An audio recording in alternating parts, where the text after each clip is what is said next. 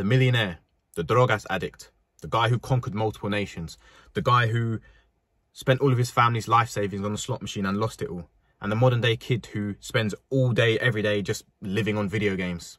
They're all the same person. Most people in life lack any form of desire. This is why I feel like I struggle to relate to people that work 9 to 5, and why I probably relate a lot more to the drug-ass addicts and the guy who's a gambler, way more than the people that work the 9 to 5. Now, you might be thinking, Nathan, like, what the f are you talking about? But just hear me out. Earlier on, I saw this tweet from this guy called Brute de Force on Twitter, and he's not young. He's like mid to late 30s, I think, but some of his views on life literally just like blow my mind. Anyway, he said this. He said, the fat guy, the conqueror, the drug-ass addict, the billionaire are all the same people.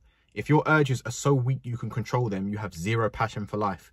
Your fire should be so strong that it's self-destructed if directed at the wrong things. And this made me think, all of these people that just turn out complete losers because of their bad addictions, the desire was so strong, and the urge to fulfill these desires was so strong that they didn't let anything get in their path in order to achieve this desire or to fulfill the desire.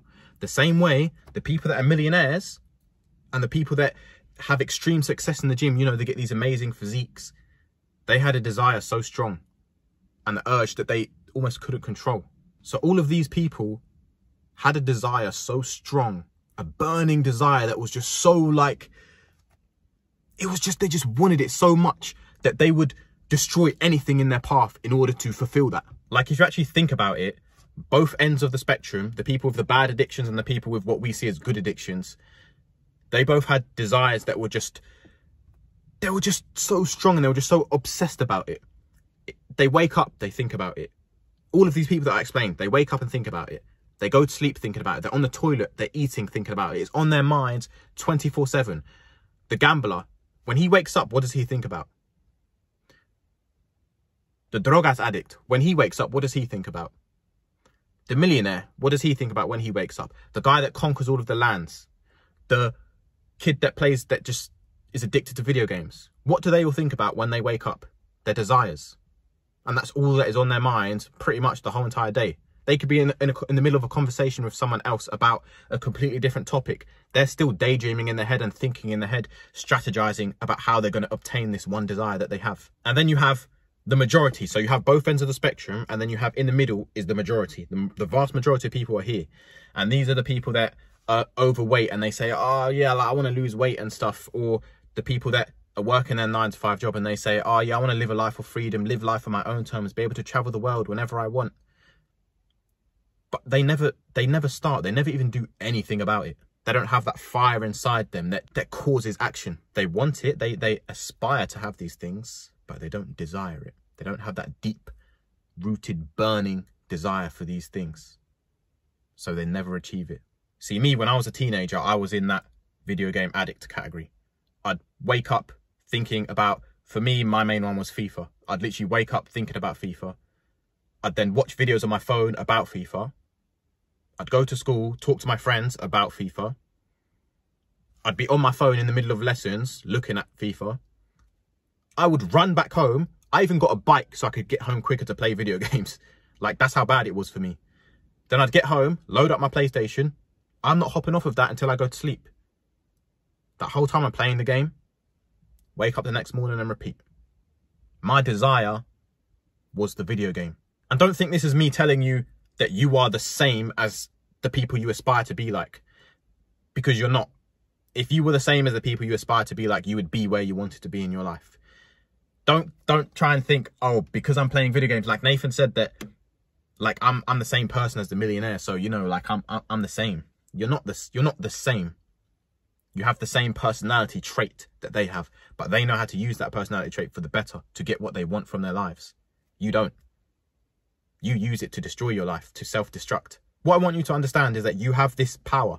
You have this deep-rooted, burning desire inside of you that you can unleash and use on the right things.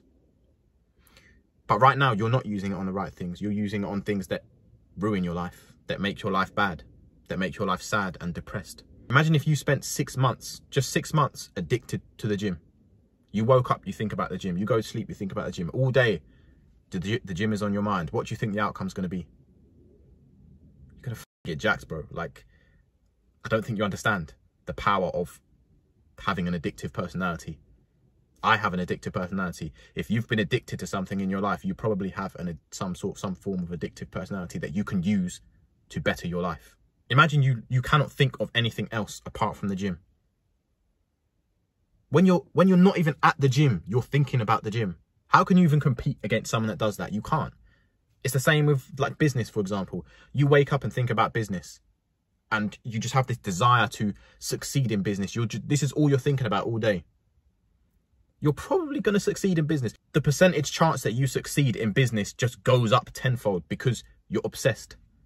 You're probably not playing video games because you're obsessed about the business. You're probably not doing stuff you shouldn't be. You're not wasting your time mindlessly scrolling on social media because you're obsessed about the business. You don't care about this other stuff because you're obsessed. But so many people lack this desire. They just don't have it in them. And if you don't have it in you, I'm sorry. I can't I can't do anything about it if you don't have that desire in you. Kobe Bryant lived and breathed basketball. If the conversation wasn't basketball, he didn't want to hear it. So he was one of these people that had an addictive personality. He could have, just as easily as he chose to put that addictiveness to basketball, he could have went down a path where, you know, he didn't achieve anything with his life. He could have got addicted to anything negative. But he didn't. He chose basketball and he dedicated his life to it. Why do you think he was so good and so successful? And his name, he will always be remembered as one of the greatest of all time, one of the GOATs in all of sport. Because he was addicted. His life was basketball. He lived and breathed basketball. Everything was basketball.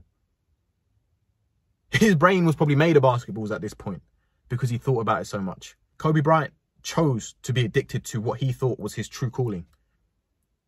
So you've got to think, how can you implement that into your life? How can I be addicted to my true calling? How can I become so obsessed with my true calling that nothing can stop me? Nothing can hold me back. If you're addicted to anything that's not serving your life right now, and you, at the moment, your desires are just leading you down the road of video games and down the road of just random bullshit, you need to understand that you have this true power inside of you to choose to desire other things and actively pursue them. You might be thinking right now, oh yeah, but I do desire physique. You don't desire it, because if you did desire it, what would you be doing right now? You'd be in the gym every day. You'd be obsessed.